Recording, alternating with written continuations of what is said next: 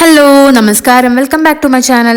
അങ്ങനെ ഇഗ്നോയുടെ 2025 ഡിസംബർ എക്സാമിനേഷൻ്റെ ടെൻറ്റേറ്റീവ് ഡേറ്റ് ഷീറ്റൊക്കെ നമുക്ക് വന്നിട്ടുണ്ട്. അതുപോലെ തന്നെ എക്സാം രജിസ്ട്രേഷൻ ചെയ്യുവാനുള്ള ഫോമും വന്നിട്ടുണ്ട്. നമുക്കതിൻ്റെ ലാസ്റ്റ് ഡേറ്റ് എന്ന് പറയുന്നത് ഒക്ടോബർ 6 ആണ്. അതുപോലെ നമ്മളുടെ അസൈൻമെൻറ്റ് സബ്മിറ്റ് ചെയ്യുവാനുള്ള ലാസ്റ്റ് ഡേറ്റ് ഇപ്പോൾ വന്നിട്ടുള്ളത് സെപ്റ്റംബർ 13 ആണ്. അപ്പോൾ ഇഗ്നോയുടെ അസൈൻമെൻറ്റിനെ കുറിച്ച് നിങ്ങൾക്ക് എല്ലാവർക്കും അറിയാമായിരിക്കും. അതായത് നമ്മളുടെ ലാസ്റ്റത്തെ ഗ്രേഡ് കാർഡിൽ നമ്മൾ നോക്കുകയാണെങ്കിൽ നമ്മുടെ അസൈൻമെൻറ്റിൻ്റെ 30% അതുപോലെ തന്നെ ടേം ആൻഡ് എക്സാമിനേഷൻ്റെ 70% ആഡ് ചെയ്തിട്ടാണ് നമുക്ക് ടോട്ടൽ സ്കോർ ഉണ്ടായിരിക്കുക. അപ്പോൾ നമ്മൾ ഈ ഒരു അസൈൻമെൻറ്റിനും അതുപോലെ തന്നെ ടേം തിയറി എക്സാമിന് നമ്മൾ സെപ്പറേറ്റ് ആയിട്ട് പാസ്സാകണം എന്നുള്ളതും ഇഗ്നോയുടെ ഒരു നിബന്ധനയാണ്. അപ്പോൾ ഈ ഒരു അസൈൻമെൻറ്റ് പ്രിപ്പയർ ചെയ്യുമ്പോൾ നമ്മൾ ശ്രദ്ധിക്കേണ്ട കുറച്ച് കാര്യങ്ങളുണ്ട്. അതിൽ ഏറ്റവും പ്രധാനപ്പെട്ട ഒന്നാണ് നമ്മുടെ ഈ ഒരു ഫ്രണ്ട് ഷീറ്റ് നമ്മൾ ശ്രദ്ധിക്കുക എന്നുള്ളത്. അതായത് നമ്മുടെ അസൈൻമെൻറ്റ് സബ്മിറ്റ് ചെയ്യുമ്പോൾ നമുക്ക് ആൻസർ ഷീറ്റിൻ്റെ കൂടെ തന്നെ നമുക്ക് കുറച്ച് ഷീറ്റുകൾ അധികം എക്സ്ട്രാ അതിന് മുൻപായിട്ട് വെക്കേണ്ടതുണ്ട്. ആ ഒരു ഷീറ്റിന് ഒരു ഓർഡറും ഉണ്ട്, അതുപോലെ തന്നെ അത് ഫില്ല് ചെയ്യേണ്ട ഒരു രീതിയുമുണ്ട്. അപ്പോൾ ഇതൊക്കെ നിങ്ങൾ അറിഞ്ഞിരിക്കണം. അപ്പോൾ ഇന്നത്തെ വീഡിയോയിൽ നമ്മൾ ഡിസ്കസ് ചെയ്യുന്നത് ഈ ഒരു ഫ്രണ്ട് ഷീറ്റ് എങ്ങനെയാണ് ഫില്ല് ചെയ്യുക, അതുപോലെ തന്നെ നമ്മുടെ ഈ ഒരു അസൈൻമെൻറ്റ് എങ്ങനെയാണ് ഓർഡർ ചെയ്യേണ്ടത് എന്നുള്ളതാണ്. ഒരു ഫ്രണ്ട് ഷീറ്റ് നിങ്ങൾ കറക്റ്റ് ആയിട്ടല്ല നിങ്ങൾ വെച്ചിട്ടുള്ളത് എന്നുണ്ടെങ്കിൽ നിങ്ങളുടെ അസൈൻമെന്റ് റിജക്റ്റ് ആകാൻ വരെ അത് കാരണമാകും. അപ്പോൾ വീഡിയോ മുഴുവനായിട്ട് കാണുക. നമ്മുടെ ഇഗ്നോയുടെ അസൈൻമെന്റിന്റെ ഫസ്റ്റ് പേജ് എന്ന് പറയുന്നത് ഇവാലുവേഷൻ ഷീറ്റ് ആണ്. ഇതാണ് നമ്മളുടെ ഇവാലുവേഷൻ ഷീറ്റ് എന്ന് പറയുന്നത്. ഇത് നമുക്ക് ഇഗ്നോയുടെ ഒഫീഷ്യൽ വെബ്സൈറ്റിൽ പോയിട്ട് നിങ്ങൾക്ക് ഡൗൺലോഡ് ചെയ്യാം. അതല്ല എങ്കിൽ ഗൂഗിളിൽ പോയിട്ട് നിങ്ങൾക്ക് സെർച്ച് ചെയ്ത് ഡൗൺലോഡ് ചെയ്ത് വെക്കാവുന്നതാണ്. ഒരു അസൈൻമെന്റിന് ഇതുപോലെയുള്ള 2 ഇവാലുവേഷൻ ഷീറ്റാണ് നമുക്ക് ആവശ്യമായിട്ടുള്ളത്. ഇതിന്റെ മേലെ ഭാഗത്തായിട്ട് നമുക്ക് ഫില്ല് ചെയ്യേണ്ട കുറച്ച് കാര്യങ്ങൾ കാണാം. അതിന്റെ താഴെ ഭാഗത്തായിട്ട് കുറേ കോളംസ് ഒഴിഞ്ഞിട്ടുണ്ടാവും. അത് നമുക്ക് നമ്മുടെ ആൻസേഴ്സ് ഷീറ്റ് നോക്കിയ ആൾക്കാർക്ക് മാർക്ക് ചെയ്യാനുള്ള ഒരു സ്പേസ് ആണ്. നമുക്ക് മനസ്സിലാകും നമ്മളുടെ അസൈൻമെന്റിന്റെ മാർക്ക് എങ്ങനെയാണ് അവർ കറക്റ്റായിട്ട് മാർക്ക് ചെയ്യുന്നത് എന്നുള്ളത്. അതായത് നമ്മളുടെ ആ ഒരു പ്രസന്റേഷനും അതുപോലെ തന്നെ എങ്ങനെയൊക്കെയാണ് നമ്മൾ ആൻസർ പ്ലാൻ ചെയ്തിട്ടുള്ളത് അതൊക്കെ നോക്കിയിട്ടാണ് അവർ നമുക്ക് മാർക്ക് തരുന്നത്. അപ്പോൾ നിങ്ങൾ ഇനിയും അസൈൻമെന്റ് പ്രിപ്പയർ ചെയ്തിട്ടില്ല എന്നാണെങ്കിൽ ഇതൊക്കെ ശ്രദ്ധിച്ചിട്ട് വേണം നിങ്ങൾ ചെയ്യാൻ വേണ്ടിയിട്ട്. നമുക്ക് ഒരു വീഡിയോ ചെയ്യാം. അതായത് നമുക്ക് അസൈൻമെന്റ് എങ്ങനെയാണ് പ്രോപ്പറായിട്ട് കറക്റ്റായിട്ട് നല്ലൊരു മാർക്ക് സ്കോർ ചെയ്യുന്ന രീതിയിൽ നിങ്ങൾക്ക് ചെയ്യാൻ പറ്റുക എന്നുള്ളത്. ഈ ഒരു താഴെ ഭാഗത്തുള്ള കാര്യങ്ങൾ നിങ്ങൾ ഫില്ല് ചെയ്യേണ്ട കാര്യമില്ല. അത് ഒഫീഷ്യൽസ് നമ്മളുടെ അസൈൻമെന്റ് നോക്കുന്ന ഒഫീഷ്യൽസ് ആണ് അത് ഫില്ല് ചെയ്യേണ്ടത്.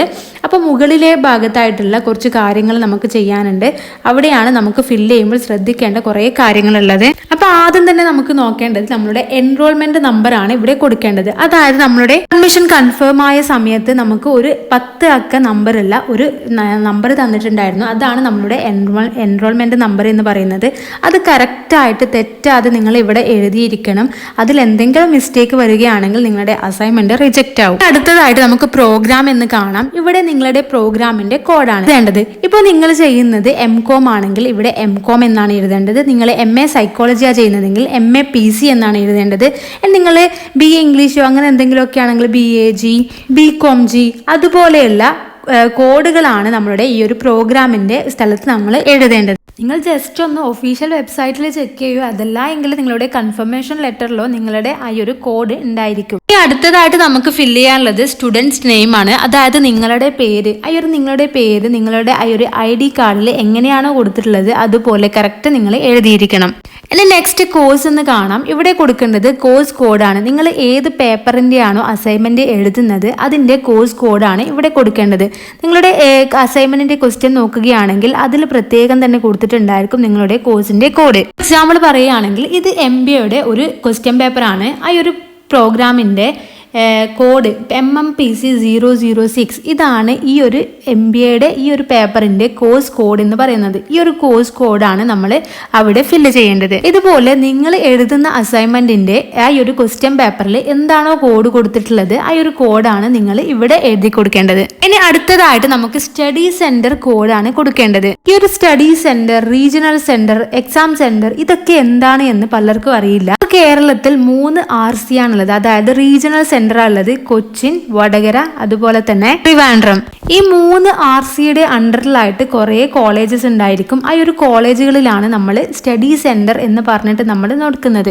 ഈ ഒരു സ്റ്റഡി സെന്റർ എന്ന് പറയുന്നത് കോളേജുകളായിരിക്കും. ആ ഒരു കോളേജിൽ ചെറിയ ഒരു ഡിപ്പാർട്ട്മെന്റ് ഉണ്ടായിരിക്കും. ഇഗ്നോ ഡിസ്റ്റൻസ് എഡ്യൂക്കേഷനുണ്ട് സ്റ്റഡി സെന്റർ എന്ന് പറഞ്ഞിട്ട്. ആ ഒരു സ്റ്റഡി സെന്ററിലാണ് നമ്മൾ നമ്മളുടെ അസൈൻമെന്റ് ഒക്കെ സബ്മിറ്റ് ചെയ്യുന്നത്. അതുപോലെ തന്നെ പ്രാക്ടിക്കൽ ക്ലാസ് അതുപോലെയുള്ള കാര്യങ്ങളൊക്കെ നമുക്ക് പ്രൊവൈഡ് ചെയ്യുന്നത് ഈ ഒരു സ്റ്റഡി സെന്ററിൽ വെച്ചായിരിക്കും. ഒരു സെന്ററിന്റെ കോഡാണ് നമ്മൾ ഇവിടെ കൊടുക്കേണ്ടത്. അപ്പോൾ നമ്മളുടെ ഇവാലുവേഷൻ ഷീറ്റ് നമ്മൾ ഫില്ല് ചെയ്ത് കഴിഞ്ഞു. ഇതുപോലെയുള്ള 2 ഇവാലുവേഷൻ ഷീറ്റാണ് നമ്മൾ വെക്കേണ്ടത്. ഇനി അടുത്തതായിട്ട് നമ്മൾ വെക്കേണ്ടതാണ് പേഴ്സണൽ ഡാറ്റ ഷീറ്റ് എന്ന് പറയുന്നത്. ഇതിൽ ആദ്യം തന്നെ നമ്മൾ നമ്മളുടെ പേര് എഴുതണം, അതിനുശേഷം എൻറോൾമെന്റ് നമ്പർ എഴുതണം. പിന്നീട് നമ്മൾ കൊടുക്കേണ്ടത് പ്രോഗ്രാം കോഡാണ്. നമ്മൾ നേരത്തെ എഴുതിയിട്ടുണ്ട് ആ ഒരു പ്രോഗ്രാം കോഡ്. പിന്നീട് കോഴ്സ് കോഡ് കൊടുക്കുക, അത് നമ്മൾ നേരത്തെ തന്നെ നോക്കിയിട്ടുണ്ട്. ഇനി നമ്മൾ കൊടുക്കേണ്ടത് വാലിഡ് ആയിട്ടുള്ള ഇമെയിൽ ഐഡിയും അതുപോലെ തന്നെ ഫോൺ നമ്പറുമാണ്.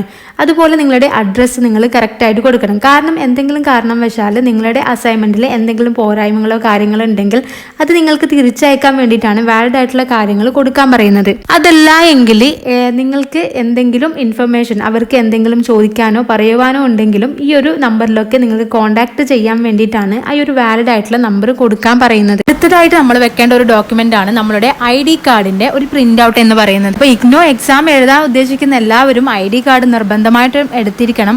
അപ്പോൾ ഈ ഒരു ID കാർഡിന്റെ പ്രിന്റ് എന്ന് പറയുന്നത് ചില സ്റ്റഡി സെന്റർ എന്തായാലും വെക്കണം എന്ന് പറയുന്നുണ്ട്, ചില ആൾക്കാർ ചില സെന്റേഴ്സിൽ നിന്ന് വെക്കണം എന്നില്ല എന്ന് പറയുന്നുണ്ട്. പക്ഷെ എന്നാലും നിങ്ങൾക്ക് പറ്റുമെങ്കിൽ ഇങ്ങനെ ഒരു ID കാർഡിന്റെ കോപ്പി വെക്കുന്നത് നന്നായിരിക്കും. ഇനി അടുത്തതായി വെക്കേണ്ട ഒരു ഡോക്യുമെന്റ് ആണ് നിങ്ങളുടെ ക്വസ്റ്റ്യൻ പേപ്പർ എന്ന് പറയുന്നത്. നിങ്ങളുടെ ക്വസ്റ്റ്യൻ പേപ്പർ പ്രിന്റ് ചെയ്തിട്ട് ഇവിടെ നിങ്ങൾക്ക് കൊടുക്കേണ്ടതാണ്.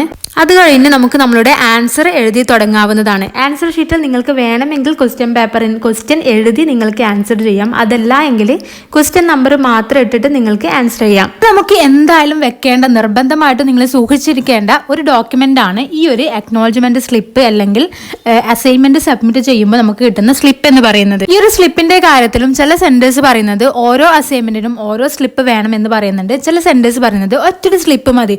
ആ ഒരു സ്ലിപ്പിൽ തന്നെ നിങ്ങൾക്ക് 1/2 ആയിട്ട് നിങ്ങൾ എത്ര അസൈൻമെന്റ് സബ്മിറ്റ് ചെയ്തോ അത്രയും നിങ്ങൾ അത് അവിടെ എഴുതി കൊടുത്താൽ മാത്രം മതി എന്ന് പറയുന്നുണ്ട്. നിങ്ങളുടെ സ്റ്റഡി സെന്ററിൽ നിന്ന് എന്തെങ്കിലും അങ്ങനെ പ്രത്യേകിച്ച് പറഞ്ഞിട്ടുണ്ടെങ്കിൽ മാത്രം നിങ്ങൾ ഓരോന്നിനും ഓരോന്നായിട്ട് വാങ്ങുക. അതല്ല എങ്കിൽ ഒറ്റൊരു അക്നോളജ്മെന്റ് സ്ലിപ്പിൽ തന്നെ നിങ്ങളുടെ എല്ലാ അസൈൻമെന്റിന്റെ വിവരങ്ങളും എഴുതിയിട്ട് നിങ്ങൾക്ക് സബ്മിറ്റ് ചെയ്യാവുന്നതാണ്. ആദ്യം തന്നെ നിങ്ങളുടെ എൻറോൾമെന്റ് നമ്പർ എഴുതുക, അതിനുശേഷം നിങ്ങളുടെ പേര് എഴുതുക. പിന്നെ അതിന് താഴെയായിട്ട് നമ്മൾ എത്ര അസൈൻമെന്റ് ആണോ സബ്മിറ്റ് ചെയ്യുന്നത് അതിന്റെ ഓരോന്നിന്റെയും കോഴ്സ് കോഡ് എഴുതി വെക്കുക. ഇപ്പുറത്തായിട്ട് നമുക്ക് കാണാം ഓഫീസ് യൂസ് ഓൺലി എന്ന് പറഞ്ഞിട്ട്. അപ്പം അവര് നമ്മളുടെ അസൈൻമെന്റ് എണ്ണി തിട്ടപ്പെടുത്തി ഇത്ര അസൈൻമെന്റ് ആണ് നിങ്ങൾ സബ്മിറ്റ് ചെയ്യുന്നത് എന്ന് പറഞ്ഞിട്ട് അവിടെ സീല് വെച്ച് നമുക്ക് തിരിച്ചു തരുന്നതായിരിക്കും. അപ്പോൾ അങ്ങനെ തരുന്ന സ്ലിപ്പ് എന്ന് പറയുന്നത് നിങ്ങൾ സൂക്ഷിച്ചു വെക്കണം. നിങ്ങൾ ഇത്ര അസൈൻമെന്റ് സബ്മിറ്റ് ചെയ്തു എന്നതിനുള്ള ആകെയുള്ള ഒരു പ്രൂഫാണ് ഈ ഒരു അസൈൻമെന്റ്, ഈ ഒരു സ്ലിപ്പ് എന്ന് പറയുന്നത്. അപ്പോൾ ചില സമയങ്ങളിൽ നമ്മളുടെ ഈ ഒരു അസൈൻമെന്റ് ചിലപ്പോൾ നമുക്ക് ആ ഒരു ടൈം ആകുമ്പോൾ അതിന്റെ റിസൾട്ട് പബ്ലിഷ് ചെയ്യാത്ത അവസ്ഥയൊക്കെ ഉണ്ടായിരിക്കാം. അങ്ങനെ ഉണ്ടാകുമ്പോൾ നിങ്ങൾക്ക് RCയിൽ പോയിട്ടോ അതല്ലെങ്കിൽ സ്റ്റഡി സെന്ററിൽ പോയിട്ടോ എന്തെങ്കിലും പറയണമെങ്കിൽ നിങ്ങൾക്ക് ഒരു പ്രൂഫ് ഉണ്ടായിരിക്കണം. നിങ്ങൾ ഇത്ര സബ്ജക്റ്റ് നിങ്ങൾ ഈ ഒരു ഡേറ്റിൽ സബ്മിറ്റ് ചെയ്തിട്ടുണ്ട്, നിങ്ങളുടെ ഓഫീസിൽ നിന്ന് എനിക്ക് സൈൻ കിട്ടിയിട്ടുണ്ട് എന്നുള്ള രീതിയിൽ നിങ്ങൾക്ക് പറയണമെങ്കിൽ ഈ ഒരു പ്രൂഫ് നിങ്ങൾ സൂക്ഷിച്ചു വെക്കണം. നിങ്ങളുടെ അസൈൻമെന്റ് റിസൾട്ട് പബ്ലിഷ് ആകുന്നത് വരെ നിങ്ങൾ ഈ ഒരു സ്ലിപ്പ് സൂക്ഷിക്കേണ്ടതാണ്. വളരെ ഇമ്പോർട്ടന്റ് ആയിട്ടുള്ള ഒരു കാര്യമാണത്. അഥവാ ഒഫീഷ്യൽസ് മറന്നാലും നിങ്ങൾ ഇതിൽ സൈൻ വാങ്ങിയിട്ട് മാത്രം തിരിച്ചു വരിക.